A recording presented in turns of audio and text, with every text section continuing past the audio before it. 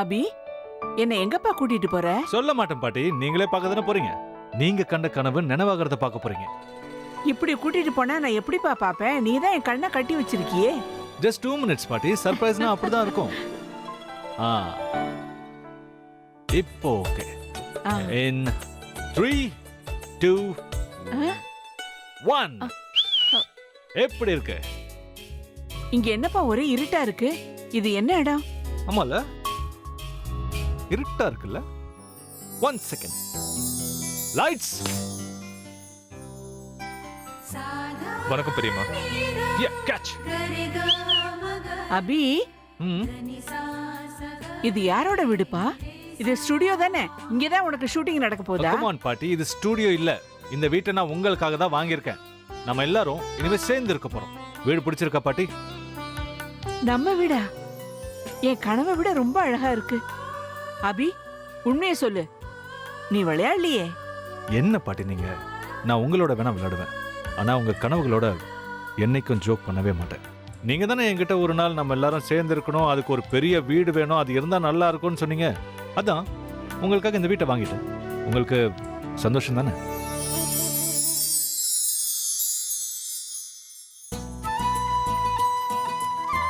என் வாழ்க்கையோட இவ்வளவு பெரிய கனவை நனவாக்கி காட்டியிருக்க. சந்தோஷம் இல்லாம இருக்குமா? இனிமே எல்லாம் மாறப்போகுது பாட்டி. சோ அதுல ஃபர்ஸ்டா இந்த வீட்டோட ஓனர் நீங்க தான். இந்த வீட்டுல எந்த முடிவு எடுத்தாலும் அதை நீங்க தான் எடுக்கணும். இல்ல இல்ல அபி, இது உன்னோட வீடு. நீ கஷ்டப்பட்டு உழைச்சு சம்பாதிச்சு வாங்கியிருக்க. நீ தான் இந்த வீட்டு முதலாளி. நீ தான் என்ன சின்ன பிள்ளைத்தனமா இருக்கு பாட்டி? இந்த வீட்டை வேணா நான் வாங்கியிருக்கலாம், ஆனா என்ன வளர்த்து ஆளாக்குனது நீங்க தானே. அதனால எனக்கு சொந்தமா இருக்கிறது எதுவா இருந்தாலும் சரி, என் பணம் பேர் புகழ் எதுவா இருந்தாலும் அது உங்களுக்கு தான் சொந்தம். அண்ட் அதுல இன்னொரு ரீசனும் இருக்கு. ஒருவேளை நாளைக்கு நான் தெரியாம ஏதாவது தப்பு பண்ணிட்டேன்னு வச்சுக்கோங்க, என் காதை பிடிச்சி இந்த வீட்டை விட்டு வெளியே தள்ளணும். வேண்டாம் அபி, வேண்டாம். விளையாட்டுக்கு கூட அப்படி ஒரு வார்த்தையை சொல்லாத. என்ன நடந்தாலும் இன்னைக்கு மட்டும் இல்ல, என்னைக்கும் நான் உன்னை பிரிஞ்சு இருக்கவே மாட்டேன். இல்லப்பா, நான் உன்னை எங்கேயும் போக சொல்ல மாட்டேன், போக சொல்லவே மாட்டேன்.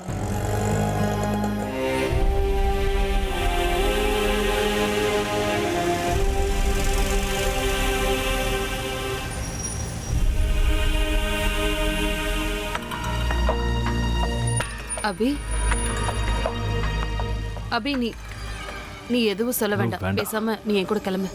தனு, என்ன டிஸ்டர்ப் பண்ணாத, என்ன விட்டுருன்னு சொல்றல. ஏன்? எனக்கும் உனக்கும் எந்த சம்பந்தமும் இல்லையா? உன்னை வீட்டை விட்டு வெளியில அனுப்புனவங்க தான் உனக்கு சொந்தமா தெரியறாங்களா? நீ இந்த இடத்துல இந்த நிலைமையிலேயே அவங்கள பத்தியே தான் யோசிச்சுட்டு இருக்கியா? அபி, லுக் அட் யுவர் செல்ஃப். நீ எப்படி இருந்த ஆளு இப்ப இப்படி ஆயிட்ட? கஷ்டம் வர நேரத்துல கை விடுறதுக்கு பேரு ஃபேமிலி இல்ல அபி. கஷ்டம் வரும்போது கை கொடுத்து தூக்கி விடுறது அபி ஃபேமிலி. அப்படிதான் என் ஃபேமிலி எனக்கு துணையா இருக்காங்க. நான் உனக்கு துணையா இருப்ப அபி. நீ உன் ஃபேமிலி முன்னாடி வாழ்ந்து காட்டணும். அவங்க இல்லனாலும் உன்னால இருக்க முடியும்னு நிரூபிச்சு காட்டணும். தனு, எனக்கு அதெல்லாம் எதுவும் வேண்டாம். Please leave me alone. என்னால உன்னை தனியா விட்டுட்டு போக முடியாது.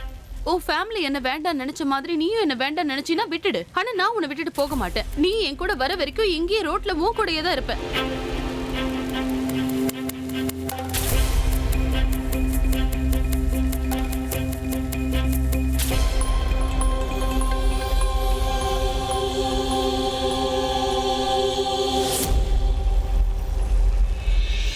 கொஞ்சம் நிம்மதியா இருக்கலாம்னு வெளிய வந்தா இப்படியே டார்ச்சர் பண்ணுவீங்க.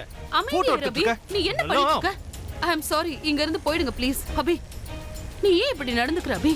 என் கூட வா. சொல்றேன்ல, என் கூட வா.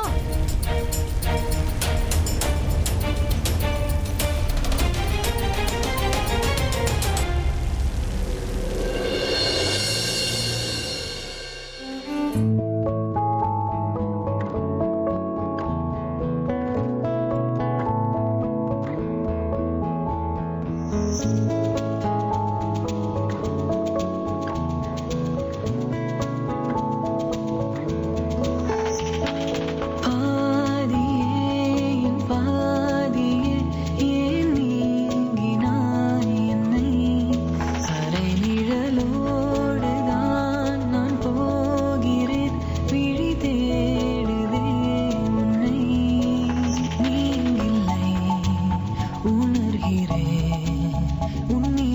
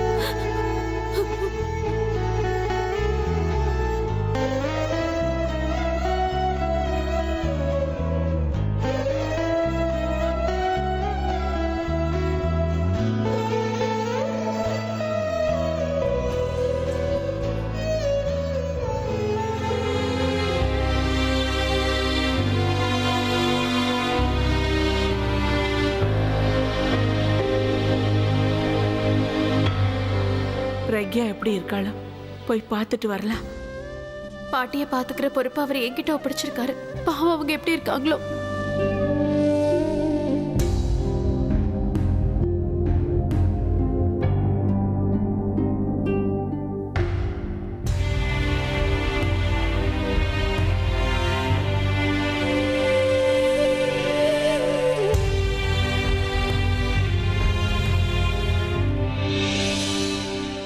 இன்னும் தூங்காம இவங்க என்ன பண்றாங்க?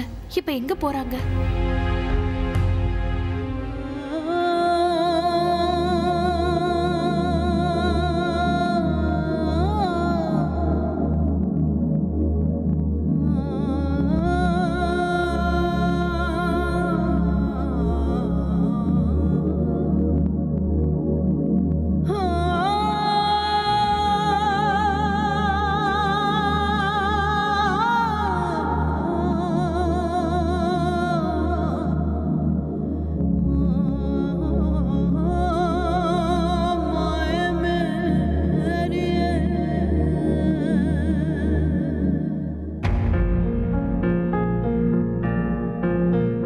நான் தான் உங்ககிட்ட அப்பவே சொன்னேன்ல, அவர் இந்த வீட்டை விட்டு போயிட்டாருன்னா அவர் நினைச்ச சதா அழுதுகிட்டே இருக்க போறது நீங்க தானே. இப்ப வருத்தப்பட்டு என்ன பண்றது? உங்க கண்ணுக்கு கண்ணா இருந்தவரை நீங்களே வெளியில போக சொல்லிட்டு இப்ப கண் கலங்கி நிக்கிறதுல என்ன பிரயோஜனம்? ஏன்னா நீங்க என்னதான் அழுதாலும் உங்களை சமாதானப்படுத்தி ஆறுதல் சொல்றதுக்கு அவர் இங்க இல்ல.